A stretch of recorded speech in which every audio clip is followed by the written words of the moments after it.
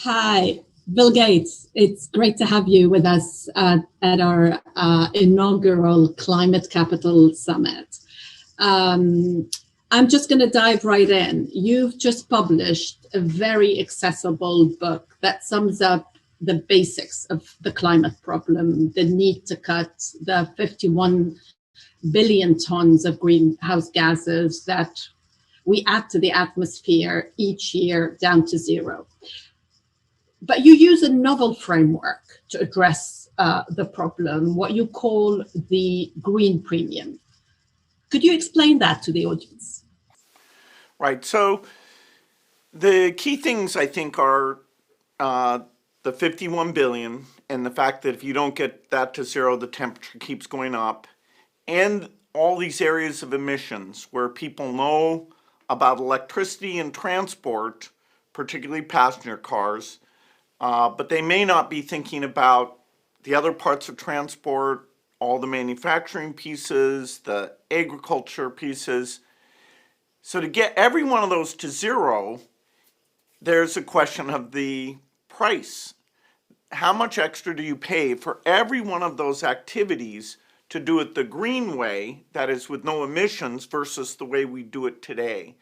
And so you can compute the markup for, say, a ton of cement, which is basically double, or for green aviation fuel, which is basically double, and say we have to get rid of that premium because when all these middle income countries have to decide in 2050 to do it the green way or the cheap way, they're going to either expect subsidies or something because the burden of having emitted most of these gases is in the rich countries. So that green premium is the ultimate metric to understand which things people will be willing to do in a green way. There are different ways that you can bring down that premium. Uh, One of the things that you argue for is that new green technologies have to be developed because the existing ones are inadequate. Now, others would say that this argument, if pushed too far, can distract from scaling up existing technologies. So why is it that you don't think that the focus should be on scaling up the technologies that we already have? Well, when you want to take something to zero, there's no parts you get to ignore. If this was about a 30% reduction, then just changing part of electricity in passenger cars actually can get you to 30%. And those are the areas where the green premiums are the lowest right now.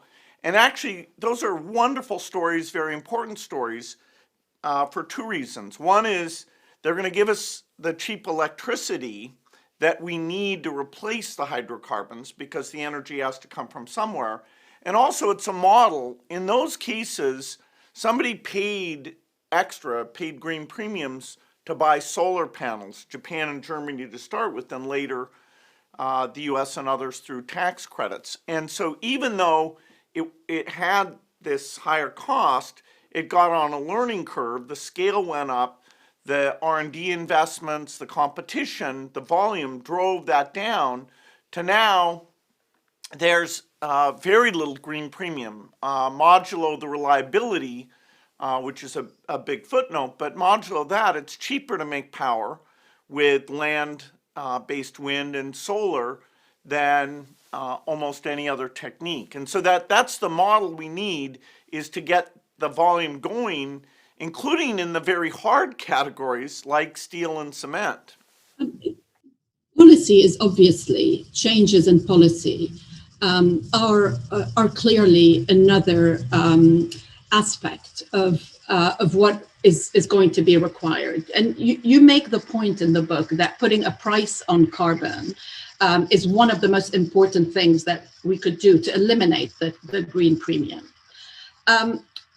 I think many had hoped that this is where the Biden administration would would go.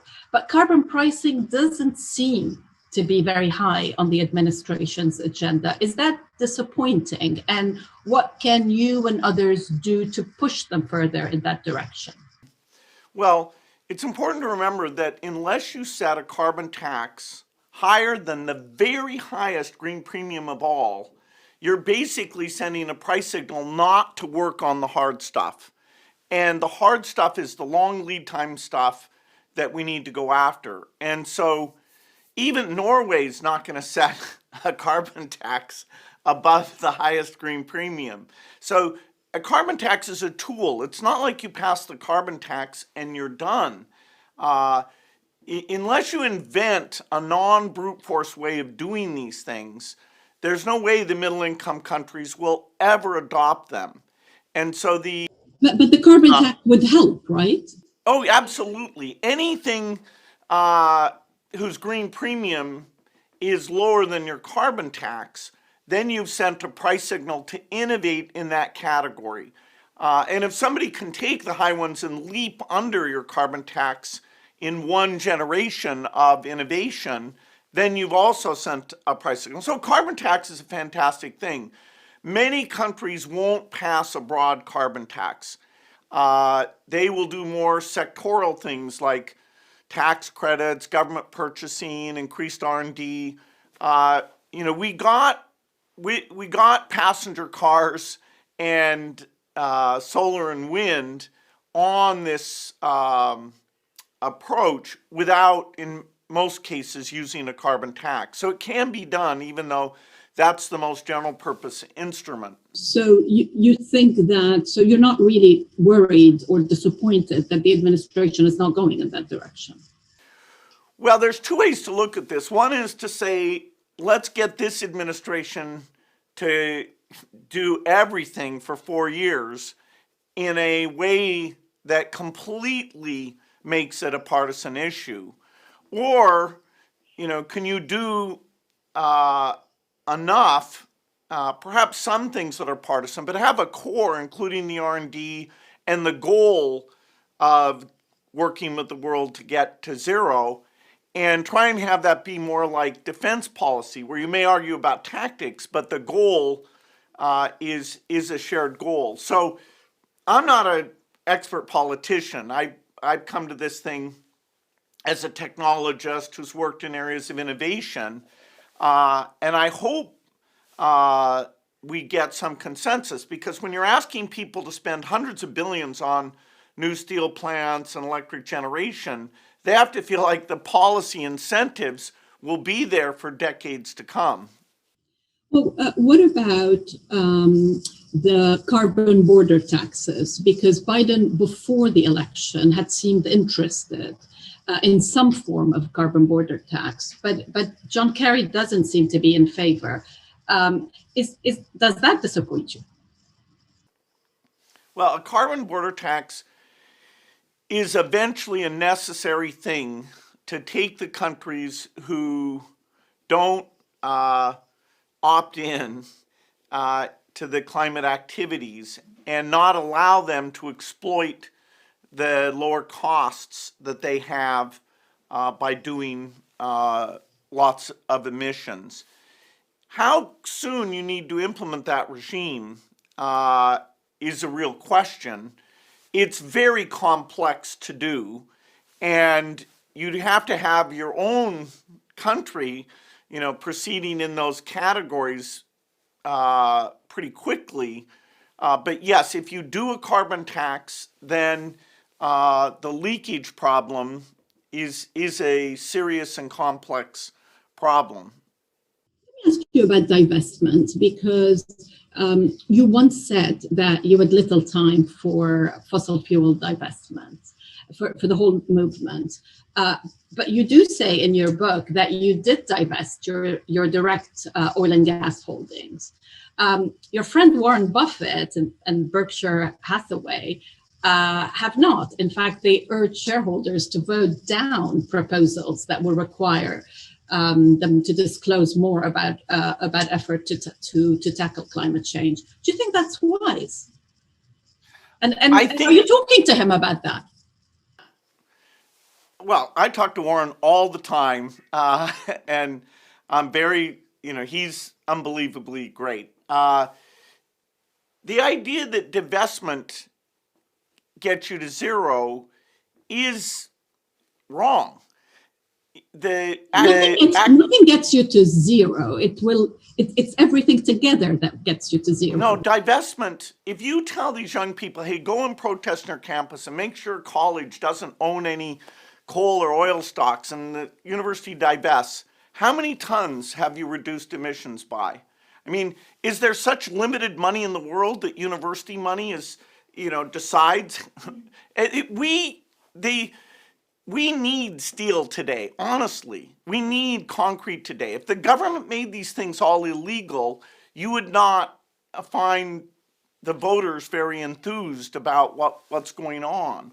So the idea of saying, oh, those are evil companies and, oh, anybody who's still doing that, they're only doing that because they're bad people, that totally misses the problem. And taking the idealism and the energy of the younger generation who cares about this and directing it in some, oh, go get that evil guy over their way, that's just wrong. 10 years from now, they're going to wake up and we'll be emitting more than 51 billion tons. You have to point them towards the real solutions.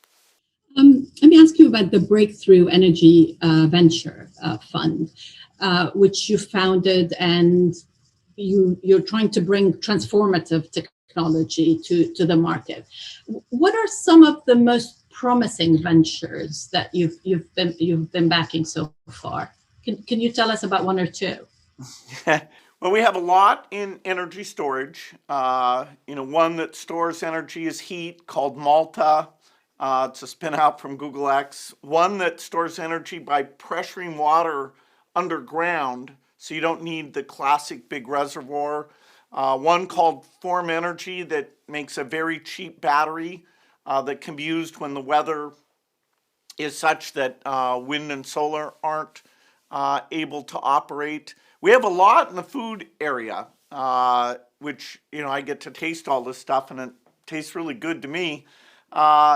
The areas that the second fund that we just started will have to do even more on are green hydrogen, direct air capture, and aviation fuels. We have some of that in the first fund, but not as much as, say, agriculture or storage, where we did very well. And we have a lot of companies that could make huge difference. Here we will be looking all over the world in those tougher categories. There's a lot of debate right now about individual action and the extent to which whatever I do, whatever you do as individuals can help. Have you stopped or reduced? Obviously, you haven't stopped traveling, but do you think about your own footprint and what do you do about it? Yeah, I'm buying green aviation fuel. In Seattle, where I fly out of, it costs twice as much as normal aviation fuel. I'm paying Climeworks to do direct air capture. I'm funding low cost housing projects to use electric heat pumps instead of natural gas. I'm using electric cars, solar panels. So there are more than twice offsetting any of my family's emissions activities. Now I can do that, spending. You can fly in a private jet without feeling guilty. Well, I'm putting green aviation fuel into that jet. I feel guilty just because it's such a luxury, but not because it's emitting CO2. What do you think about tree planting? Well, nature came up with this idea of planting trees, and it does a really good job. Wherever there's good soil and water, trees tend to cycle every 40 years or so, and CO2 stays in the atmosphere for thousands of years. And so if somebody really finds a place where nature would never plant a tree, and they agree to replant the tree if it dies, burns down, say for 5,000 years, they completely fund that. Then you can compute the carbon in that tree and subtract it from 51 billion. Basically, the point is, this is not going to make a major contribution to carbon reduction. And a lot of cases are being counted that you're only funding one cycle, or it would have grown anyway. So it's great that people are funding offsets. We have to congratulate all of them. The ability to determine which offsets are gold standard and which are more bronze standard, there's a lot of smart people now who are going to raise the quality of understanding of how much credit you should get. The offsets I bought cost over $400 a ton to make sure they were gold standard offsets. You were going to leave us with one final answer. And the question is something that you wrote an FT piece about recently, and that is, what is your advice to business? What should businesses be doing to cut emissions? Give me 3 quick ideas. Well, if they work in the areas where, they're a steel company, they really need to get involved in the innovation. We need the big steel companies to work with these small innovators at a very early stage. If their direct activity is not emitting, but their employees travel, they build buildings, ideally they would start to pay for offsets. They may not at first be able to fund at a high quality all of their scope 3 emissions, but just starting, put aside 10 million, then 20 million, and we want that money to go into a fund called Catalyst, or some of it, where we'll be taking the high green premium stuff and getting creating a demand signal for the innovation there by paying those green premiums and getting the volume up and the competition going, like happened with the electric car. So funding offsets is important. Politically pushing for the right policies, even if it raises prices somewhat, will be very important. So we need corporate America, and I have to say, we are seeing corporate all over the world, not just America.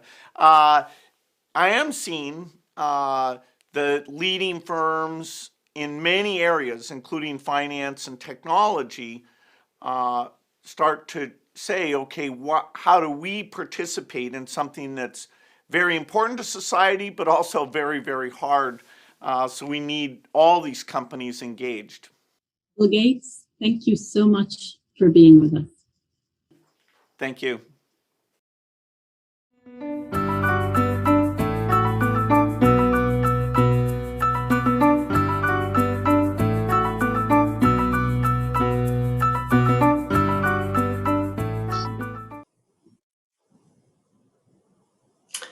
Well, some pretty frank and fruitful observations there from Bill Gates, especially when it comes to the topic of fossil fuel divestment. You probably remember, if you were watching earlier today, we heard Alex Sharma, the COP26 president, urging asset managers to follow Aviva Investors' lead and divest from companies that aren't serious about cutting emissions. But Bill Gates says, in no uncertain terms, that divestment is not the answer. He says it won't get us to net zero emissions, and young people who take part in divestment campaigns could wake up in 10 years' time and find they're emitting more than we do today. A lot to chew over there. It'll be interesting to see if the members of our next panel agree with him. They are a group of top business executives, and they're going to be looking at what it takes for a company to reach net zero emissions. See you shortly.